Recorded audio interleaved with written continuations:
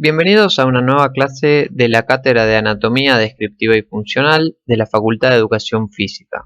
Mi nombre es Leonardo Cano, soy auxiliar docente de primera categoría y hoy vamos a ver generalidades de miología. Para llevar adelante esta clase vamos a ir ordenadamente por estos subtítulos, empezando por la definición de músculo, clasificándolos, viendo cuál es la configuración interna, algunos aspectos acerca de las inserciones, vascularización e inervación y algunos aspectos del comportamiento funcional de los músculos. En primer lugar, tenemos que hacer una definición. Los músculos son formaciones anatómicas que tienen la capacidad de producir tensión por medio de una contracción de sus fibras, es decir, de sus células, ante un estímulo nervioso. Según algunos autores, en el organismo hay más de 500 músculos. Nosotros estudiaremos solo los músculos del aparato locomotor. En una persona, la musculatura puede comprender alrededor del 50% de la masa corporal. Pero antes de comenzar con la clasificación de la musculatura, debemos hacer un breve repaso de los tejidos que conforman el organismo. Ellos son, en primer lugar, el tejido epitelial, que recubre interna y externamente la mayoría de los órganos del cuerpo. Las funciones principales son la protección y la secreción glandular. Por otro lado, tenemos el tejido conectivo, que se extiende por todo el cuerpo generando una estructura de sostén para los órganos y manteniendo unidos a los grupos funcionales. Este tejido se especializa y tiene diferentes funciones. Tenemos el tejido conectivo laxo, denso, el óseo, el cartilaginoso, la sangre y el tejido adiposo.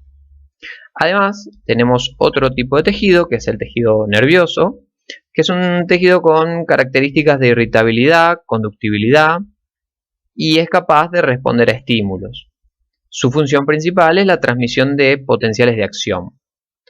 Por último, tenemos el tejido muscular, el cual tiene su principal característica la posibilidad de generar contracción de sus fibras. Este tejido muscular se subclasifica en liso y estriado.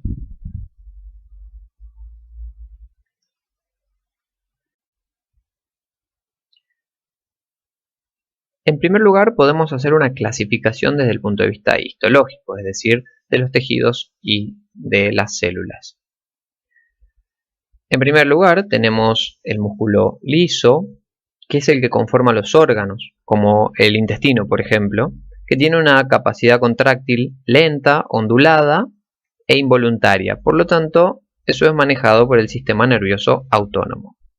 También tenemos el músculo estriado cardíaco, que es el que forma la musculatura del corazón. También tiene la capacidad de contraerse y además variando la frecuencia, pero esa modulación de la frecuencia cardíaca es involuntaria, por lo tanto también está manejado por el sistema nervioso autónomo. Por último, tenemos el músculo estriado esquelético, que también tiene la capacidad de contraerse, pero voluntariamente. Y es lo que vamos a encontrar en el aparato locomotor y que permite la movilización de los huesos y las articulaciones. Pero además, podemos hacer una clasificación morfológica, es decir, desde el punto de vista de la forma de los músculos. En primer lugar, tenemos los músculos largos. Esos músculos generalmente los encontramos en las extremidades. Algunos son monoarticulares, como el ejemplo que vemos acá del braquial anterior, que va desde el hueso húmero, ¿sí?, hasta el cúbito. O también encontramos a los biarticulares, como por ejemplo el bíceps braquial que tenemos acá, que pasan por la articulación del hombro y además por la articulación del codo. Estos músculos biarticulares son generalmente más superficiales que los músculos largos profundos. También en esta clasificación encontramos músculos anchos, que se caracterizan por ser músculos aplanados y se encuentran en las paredes del tronco, del abdomen o de la espalda.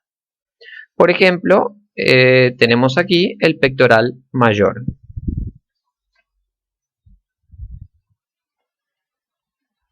Otra clasificación que encontramos son los músculos cortos.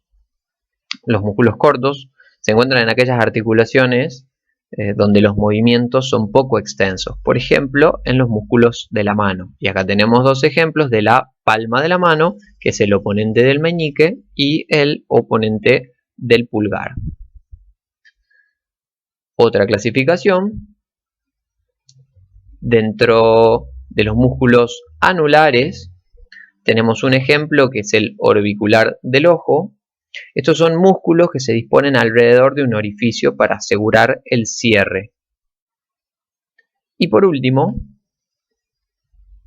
tenemos que clasificar como otros a los que no pueden ser encasillados en una categoría por su forma.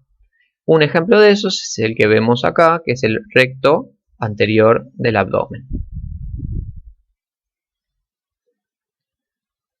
Muy bien, para entender la configuración interna del músculo, vamos a ir desde los elementos más pequeños, microscópicos, hacia los macroscópicos. En este caso, los elementos más pequeños que conforman al músculo son dos proteínas que participan activamente en la contracción muscular. Además de estas dos proteínas, obviamente existen elementos que son pasivos. Pero todos estos elementos están dispuestos en formas de miofibrillas que van a generar un paquete de miofibrillas y varias miofibrillas van a conformar lo que sería la fibra muscular o la célula muscular. Un paquete de fibras o células musculares van a conformar lo que vemos acá como un haz de fibras musculares. Y varios fascículos o haz de fibras musculares van a conformar lo que nosotros vemos acá como el músculo.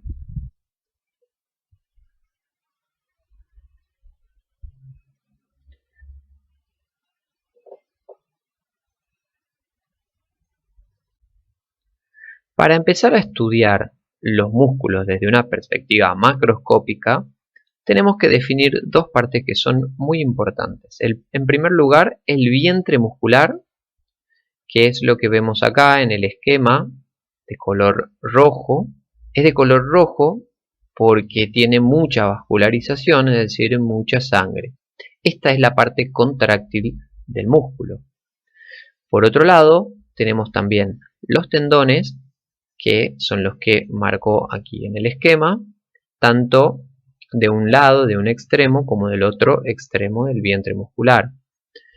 Los tendones son de tejido conjuntivo, son la prolongación del tejido conjuntivo de lo que hay en el vientre muscular. Son de forma variable, es decir, pueden ser cilíndricas o pueden ser aplanadas. Es de color blanco, prácticamente inextensible. Y las fibras dentro de los tendones están dispuestas helicoidalmente. Las fibras estas se fusionan con el periósteo para lograr una inserción en un hueso. Como tenemos acá dos ejemplos que serían la inserción de origen o proximal en la escápula, que es este hueso que está acá.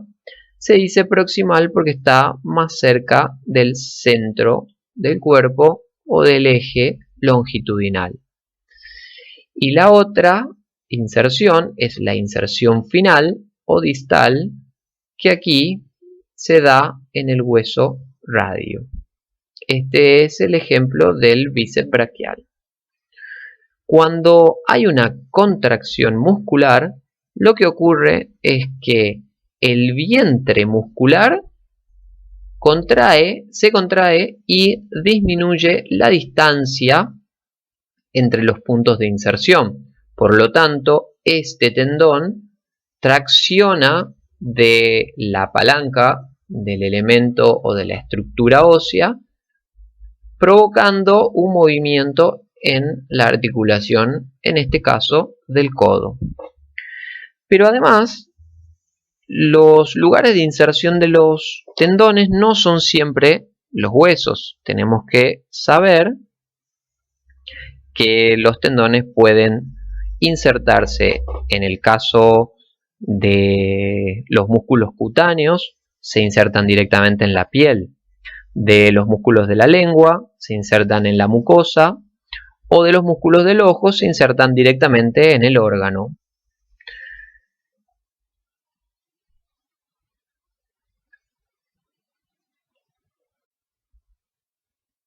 También es muy importante estudiar cuáles son las formas de la unión entre el músculo y el tendón, ya que esto permitirá que el músculo produzca más o menos fuerza en función de la longitud de su estiramiento y de su contracción. Por ejemplo, tenemos músculos fusiformes en los que las fibras del tendón se disponen paralelas a las fibras musculares. Es el caso del sartorio. Por lo tanto, la posibilidad de contraerse y de producir cambios en la distancia entre los puntos de inserción va a ser alta. Por otro lado, tenemos los músculos peniformes, en los que a su vez hay una subclasificación, por ejemplo, cuando solamente son unipenados, donde observamos que las fibras de los tendones corren en un sentido y en sentido oblicuo las fibras musculares. Este ejemplo es del músculo semimembranoso del muslo, de la parte posterior del muslo, donde podemos observar que la capacidad de contracción de las fibras está determinada por la posición de los tendones. Por otro lado, tenemos músculos bipenados, donde observamos que la dirección de los tendones tienen diferentes ángulos a la disposición de las fibras musculares. Este es un caso ejemplo, el recto mayor del cuádriceps. Y por último, un ejemplo un poquito más complicado, que es el multipenado, que es el ejemplo del deltoides que tenemos aquí.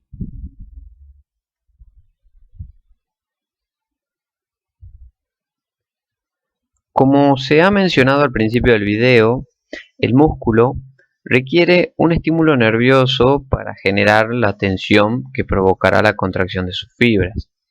Este estímulo proviene del sistema nervioso central, desde el cerebro y la médula espinal, a través de los nervios motores, como observamos acá en la figura. Este camino del nervio que se esquematiza en color rojo es el estímulo nervioso que llega del sistema nervioso central.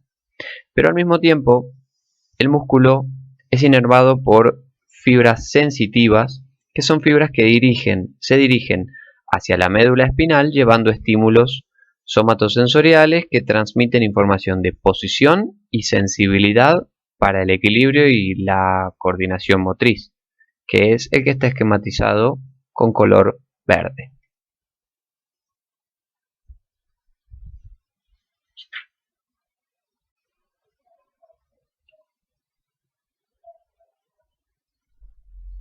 La contracción muscular implica que a partir de la entrada de un estímulo nervioso haya una contracción del vientre muscular y por lo tanto de los extremos del vientre muscular, que como hemos dicho antes, terminan en los tendones, como vemos en el siguiente video.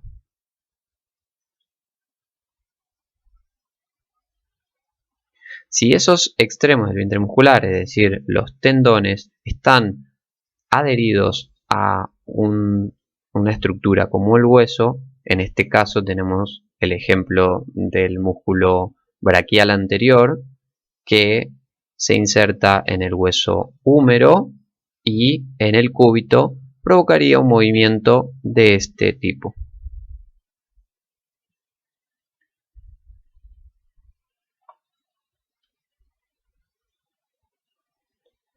Los músculos están dotados de dos cualidades. El tono muscular, que es el grado de contracción fisiológica, refleja que el músculo tiene en reposo.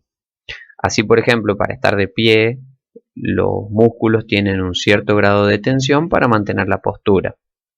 Pero también tiene la cualidad de contractilidad para la generación de movimientos de los segmentos corporales. En ese sentido, vamos a definir cuáles son los tipos de contracción muscular que observamos. Uno de los tipos de contracción es la contracción isométrica, y como la palabra lo indica, el prefijo isa significa iso, significa igual, y métrica, distancia o medida. En ese caso, el músculo permanece estático sin acortarse ni alargarse, pero está generando tensión. Vemos en el video que hay una tensión en el músculo por el estímulo nervioso, sin embargo, los puntos de inserción no se acercan ni se alejan. Por otro lado, tenemos las contracciones heterométricas, y como la palabra lo dice, hetero es por distinto y métricas por medida, donde observamos que esa medida puede cambiar de forma concéntrica o de forma excéntrica. Vemos un ejemplo para la contracción concéntrica, que ocurre cuando un músculo desarrolla una tensión suficiente para superar una resistencia, de tal forma que sus puntos de inserción se acercan. Por otro lado, tenemos las contracciones excéntricas, como vemos en la imagen, en las que estas contracciones ocurren cuando una resistencia es mayor que la capacidad de generar tensión por el músculo, de forma que sus puntos de inserción se alejan.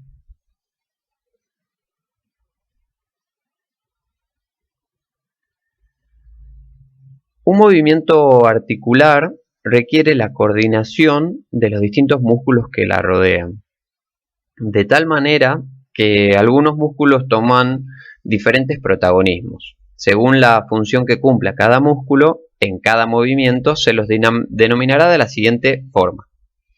Músculos agonistas o motores primarios son los músculos que realizan la acción principal de un movimiento. Por ejemplo, para la flexión del codo, como motor primario vamos a tener al bíceps braquial. El músculo antagonista es el músculo que realiza la acción contraria al agonista. Para que el agonista actúe, el antagonista debe estar relajado. Además, cumple una función muy importante en el rol de controlar la velocidad del movimiento según su propio nivel de activación. Y además, tenemos los músculos fijadores o estabilizadores, que son los músculos que se contraen de forma isométrica para inmovilizar las articulaciones vecinas con el objetivo de permitir la acción de los músculos agonistas. En general, esas contracciones isométricas de los músculos fijadores contribuyen a mantener la postura o el equilibrio durante las contracciones heterométricas de los agonistas. Acá vemos un ejemplo donde el bíceps braquial es el agonista y el tríceps braquial es el antagonista.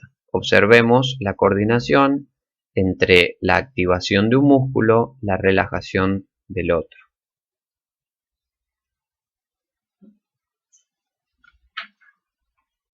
Para que se dé la coordinación entre los músculos agonista y antagonista de forma eficiente, los puntos de inserción que se van a comportar como puntos fijos, en este caso, en el caso del bíceps braquial, será la escápula.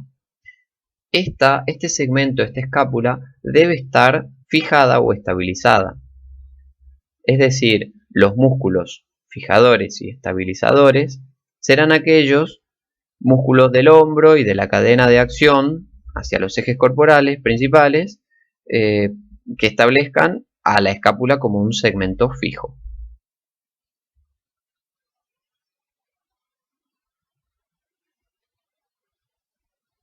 Por último, para dejar en claro los conceptos de punto fijo y punto móvil, vamos a hacer una introducción al tema de palancas. El cuerpo humano es una máquina conformada por un sistema de palancas entre los huesos como segmentos rígidos, las articulaciones como sitios de apoyo y los músculos como los motores. Entre las principales funciones del esqueleto están favorecer la locomoción y permitir el desarrollo de movimientos rápidos. Este sistema le confiere a los músculos la posibilidad de movilizar grandes cargas con gran economía al multiplicar la fuerza por la longitud de la palanca. ¿Qué significa esto? Que los músculos pueden contraerse bruscamente, pero solo son capaces de reducir su longitud, como vimos, en una pequeña proporción. Es decir, que pequeñas disminuciones en la longitud del músculo pueden provocar grandes rangos de movimiento a través de las palancas corporales. Y esta facilitación se observa mucho en las extremidades. Los componentes comunes que vamos a tener en las palancas son los siguientes. Como decía, un segmento rígido que en general va a estar representado por los huesos, un punto de apoyo que es donde le dará punto de apoyo al segmento, y dos vectores, uno representado con la fuerza de la musculatura y otro vector que será la resistencia, en general representado por el peso corporal o el peso de un segmento. Una palanca estará en equilibrio cuando las fuerzas y las resistencias multiplicadas por sus diferentes longitudes al punto de apoyo estén en equilibrio. El producto de la fuerza por la longitud se denomina momento de fuerza y el producto de la resistencia por la longitud hacia el punto de apoyo se denomina momento de resistencia. Nuevamente, la palanca estará en equilibrio cuando los momentos sean iguales. En el cuerpo vamos a reconocer 3 grados o 3 géneros de palancas. El primero es cuando en el segmento tenemos en un extremo la fuerza y en el otro extremo la resistencia. En el centro, el punto de apoyo. Las palancas de segundo grado o segundo género tienen el punto de apoyo en un extremo y en el otro extremo la fuerza. Entre ellos dos, la resistencia. Y las palancas de tercer género tienen el punto de apoyo en un extremo, la resistencia en el otro extremo y entre ellas la fuerza. Obsérvese la pequeña diferencia sutil pero muy importante entre las palancas de segundo género y las de tercer género, donde la fuerza, en las de segundo género la fuerza está en un extremo y en las de tercer género la resistencia está en el extremo. Esta posibilidad de que la fuerza esté en un extremo le confiere a la fuerza una mayor ventaja sobre la resistencia debido a que está más lejos del punto de apoyo. Quiere decir que el momento de fuerza será mucho mayor al momento de resistencia. Por el contrario, en las palancas de tercer género, la resistencia se ve beneficiada por la distancia al punto de apoyo, es decir, que el momento de la resistencia podrá ser mayor que el momento de la fuerza.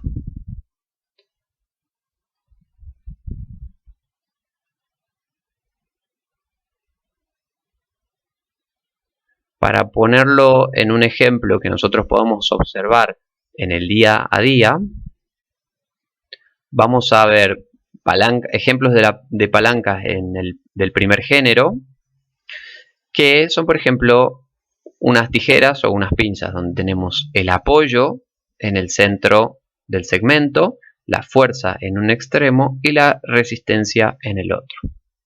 En un ejemplo de anatomía, tenemos al cráneo como elemento de resistencia que provocará un momento de resistencia en función de la masa que tenga el cráneo y obviamente todos sus elementos. El punto de apoyo estará sobre la columna vertebral y la fuerza estará dada por la tensión que puedan ejercer los músculos esternocleidomastoideo y trapecio.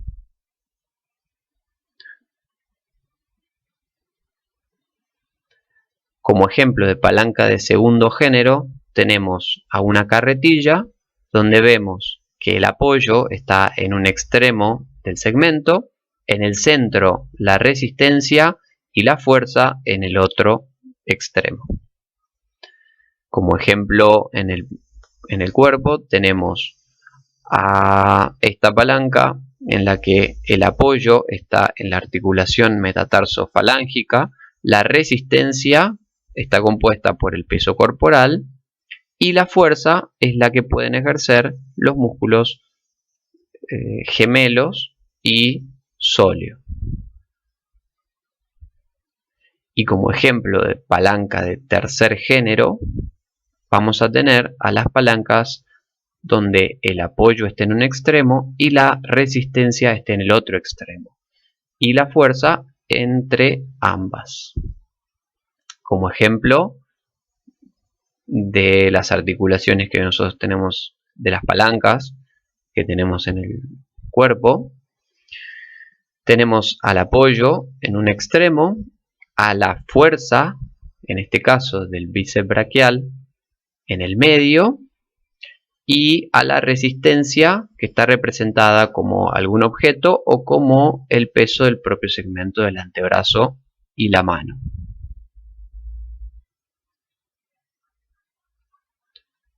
Muy bien, hasta aquí llegamos con el tema generalidades de miología.